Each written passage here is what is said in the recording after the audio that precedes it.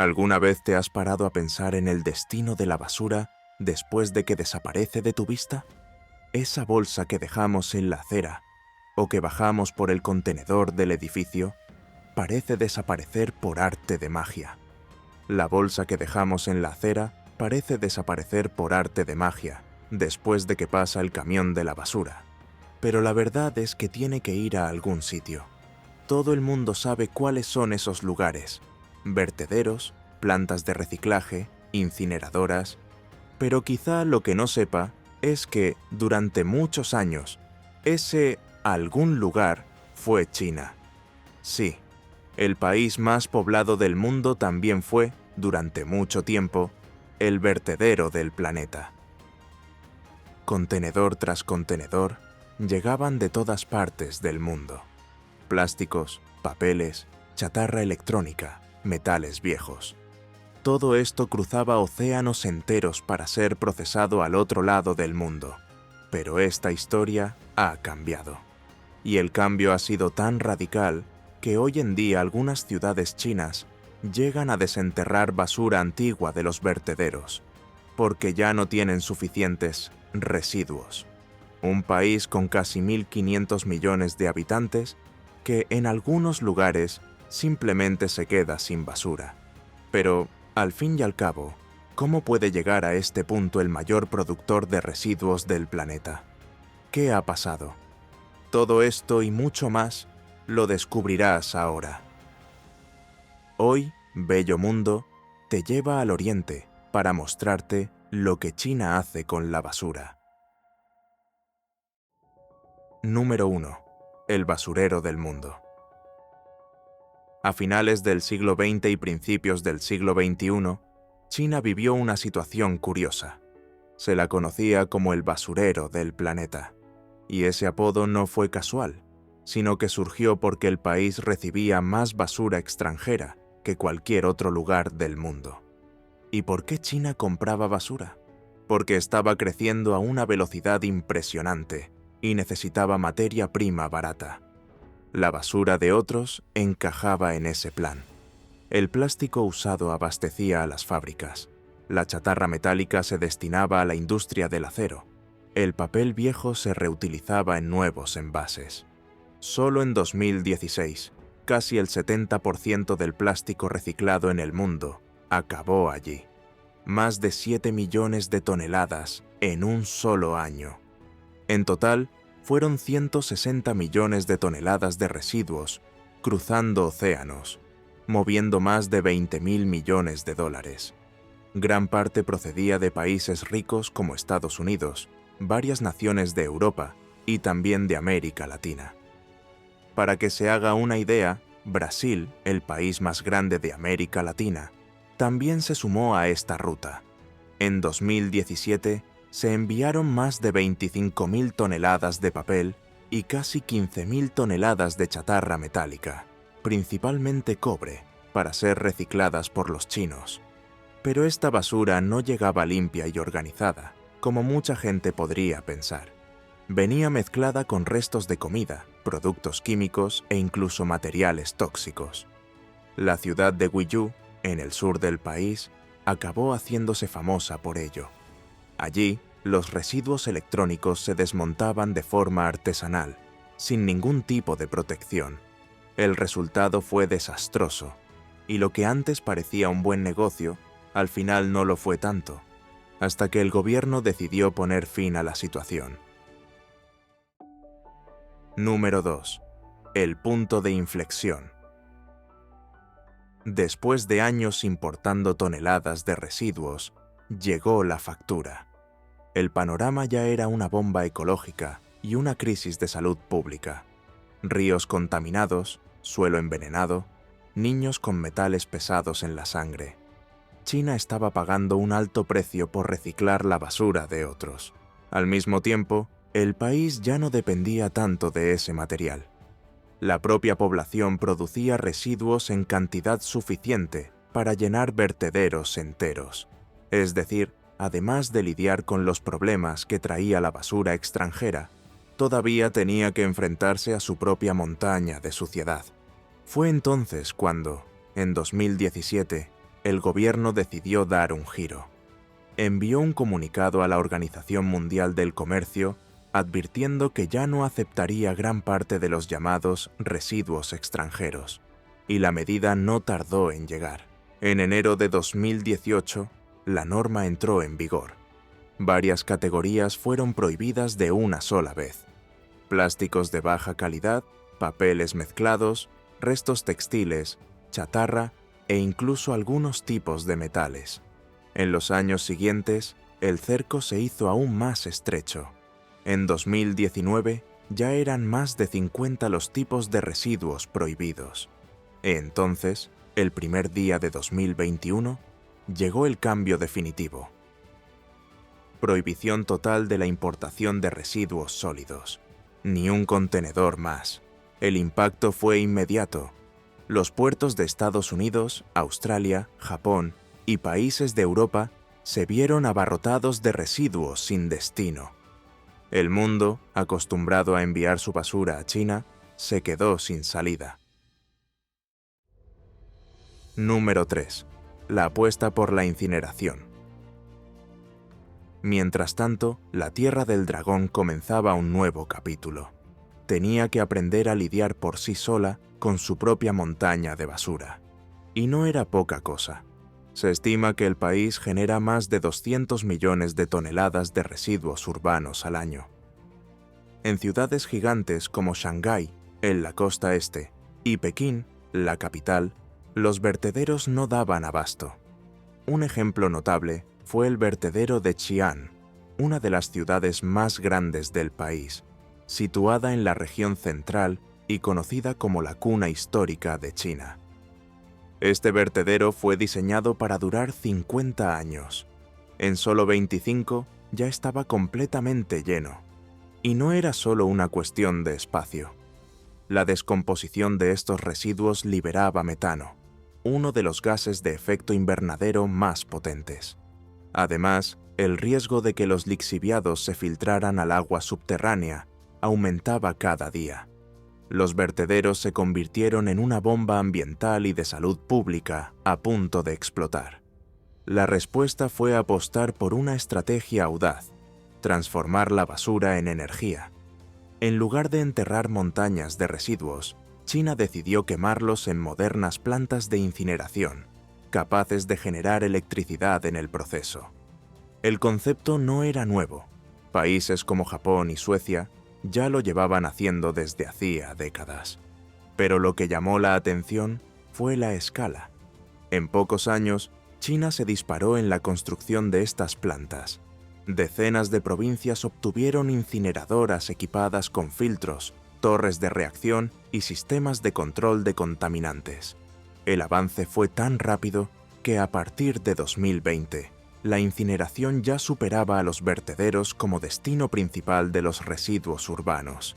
Y en varias grandes ciudades, más del 70% de los residuos se quemaban para convertir en energía. En cuestión de años, el país logró dar un giro histórico, de símbolo de la contaminación de los vertederos, a líder mundial en la transformación de basura en energía. Pero, al fin y al cabo, ¿cómo funcionan estas plantas por dentro? Eso es lo que veremos a continuación. Número 4. ¿Cómo funcionan las plantas de conversión de basura en energía?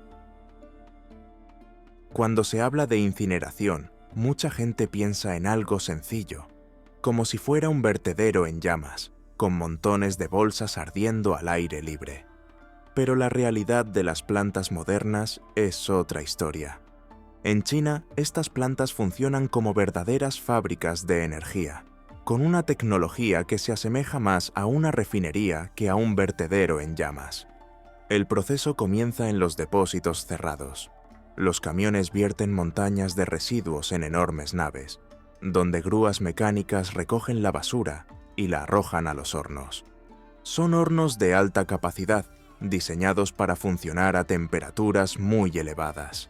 El calor generado transforma el agua en vapor, y este vapor mueve turbinas que producen electricidad. Cada tonelada de basura puede producir cientos de kilovatios hora. En otras palabras, Lo que 5 familias desechan en un mes puede abastecer a una casa entera durante el mismo periodo. Y no se trata solo de quemar por quemar. Estas plantas cuentan con filtros de última generación, reactivos químicos y torres de neutralización. Reducen gases nocivos como el dióxido de azufre y los óxidos de nitrógeno, controlan la emisión de partículas y tratan el lodo antes de que salga de allí. No se vierte nada sin tratar al medio ambiente. Incluso las cenizas tienen un destino. Las cenizas más pesadas, conocidas como cenizas de fondo, pueden utilizarse en cemento o en la pavimentación de carreteras.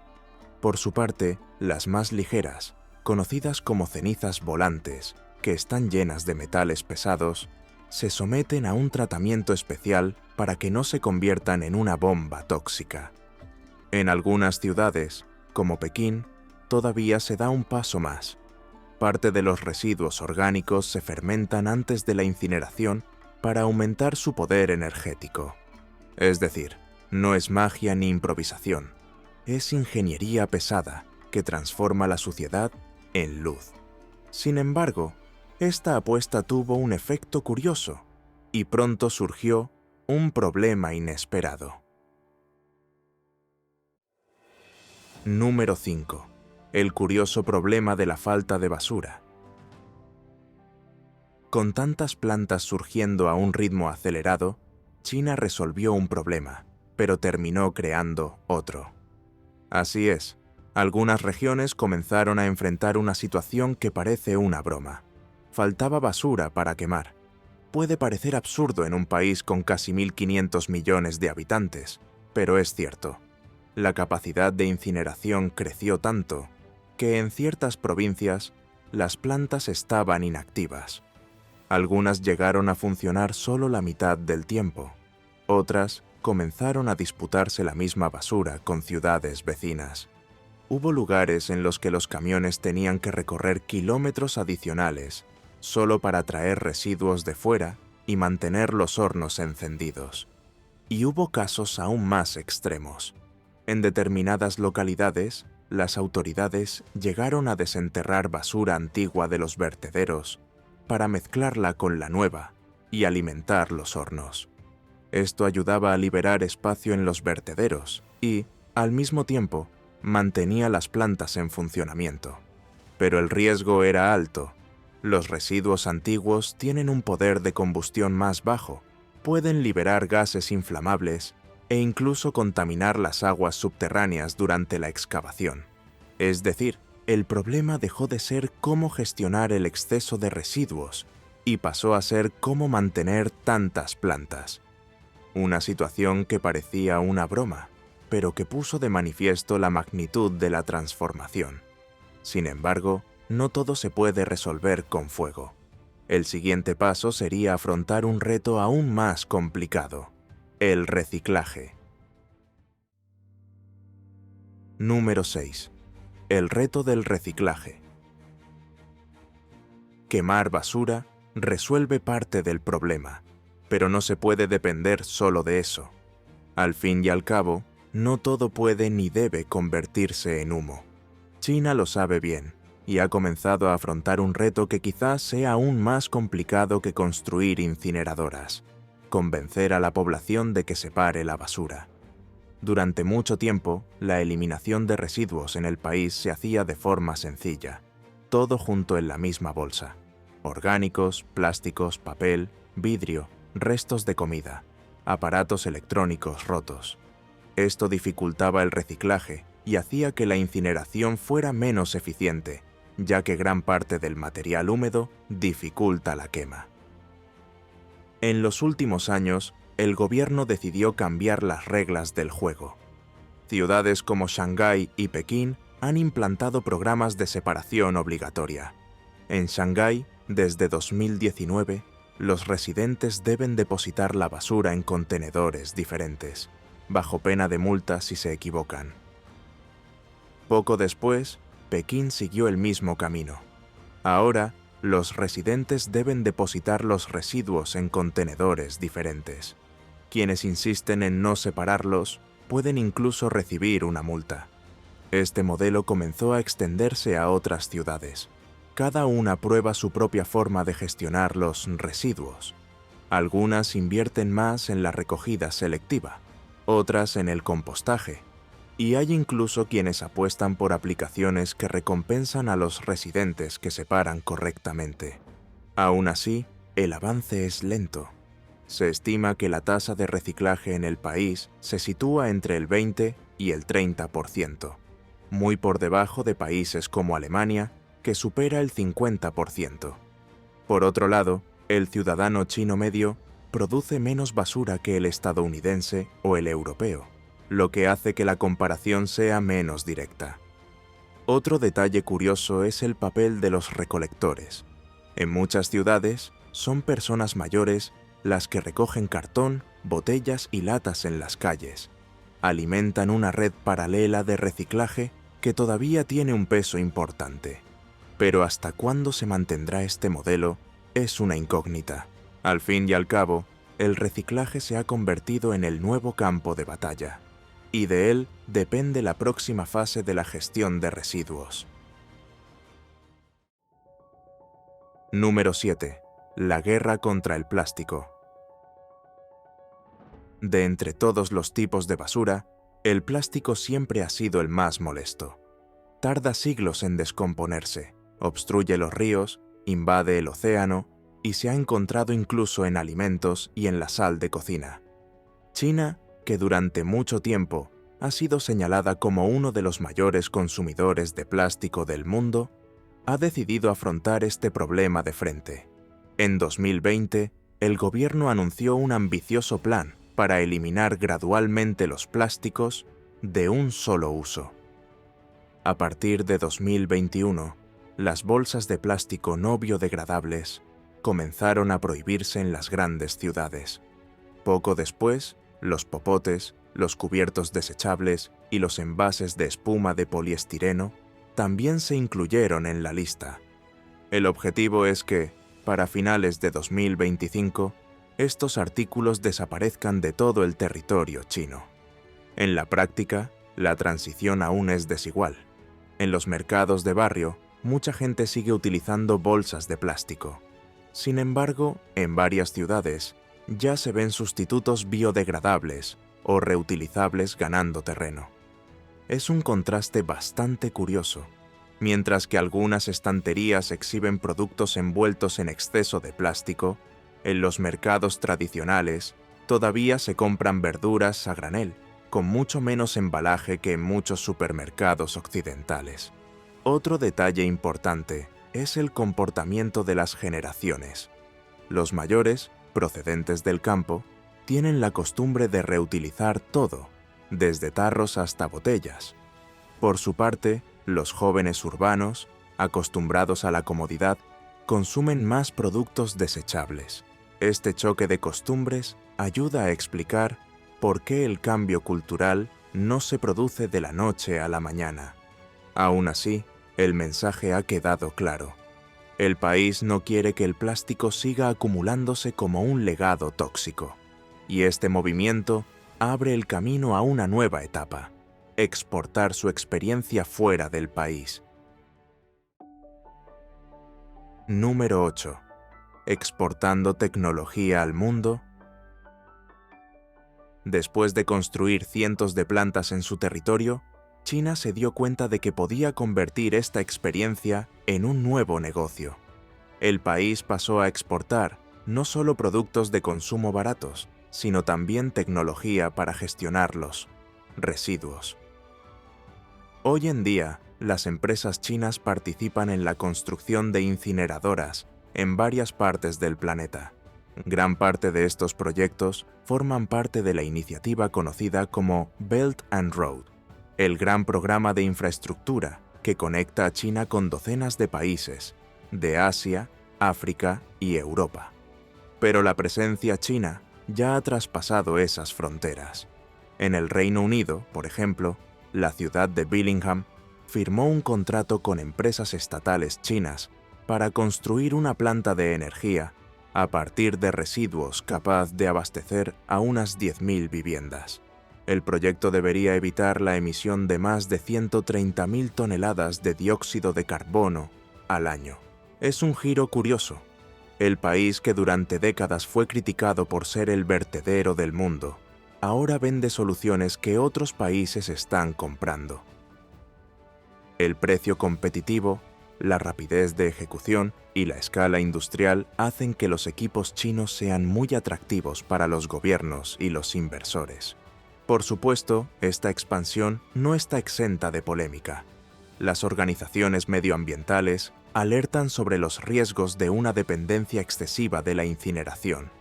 Después de todo, la incineración resuelve parte del problema, pero también genera cenizas tóxicas y emisiones que requieren un control constante. Aún así, China ha logrado posicionarse como líder mundial en un sector que antes parecía dominado por europeos y japoneses. Y ese liderazgo da pie a la pregunta inevitable: ¿cómo será el futuro de la gestión de residuos dentro del propio país? Número 9. El futuro de la gestión de residuos en China. Después de décadas recibiendo basura extranjera, apostando por la incineración a gran escala e incluso exportando su tecnología, China se enfrenta a un nuevo reto. El futuro de la gestión de residuos no depende solo de quemar más, sino de reducir los desechos y aumentar el reciclaje. El gobierno ha establecido objetivos claros. Para mediados de esta década, al menos 2/3 de los residuos urbanos deben recibir un tratamiento adecuado. Esto incluye el reciclaje, la incineración con control medioambiental y los vertederos modernos. Además, la separación de los residuos en origen debe extenderse mucho más allá de las grandes capitales. Sin ello, toneladas de materiales que podrían reutilizarse seguirán yendo a parar al fuego. Otro punto importante es la transparencia. Muchas plantas ya muestran en tiempo real datos sobre temperatura y emisiones. La intención es demostrar que los errores del pasado han quedado atrás y que es posible generar energía sin convertir las ciudades en chimeneas. Aún así, los expertos recuerdan que la basura más fácil de tratar es la que nunca llega a existir. Es decir, el verdadero futuro depende de cambios en el consumo, en el diseño de los envases y en la forma en que las personas gestionan lo que desechan. Y ahí es donde China puede dar un ejemplo que va mucho más allá de las chimeneas de sus plantas. Y ahora queremos saber tu opinión. ¿Crees que el modelo chino puede servir de ejemplo para otros países, incluido el nuestro? ¿O aún queda mucho para que la incineración y el reciclaje sean realmente la solución? Cuéntanoslo en los comentarios. Y si te ha gustado este vídeo, no olvides suscribirte al canal, darle a me gusta y compartirlo. Esto nos ayuda mucho en nuestro trabajo y te garantiza que no te perderás las próximas historias de Bello Mundo.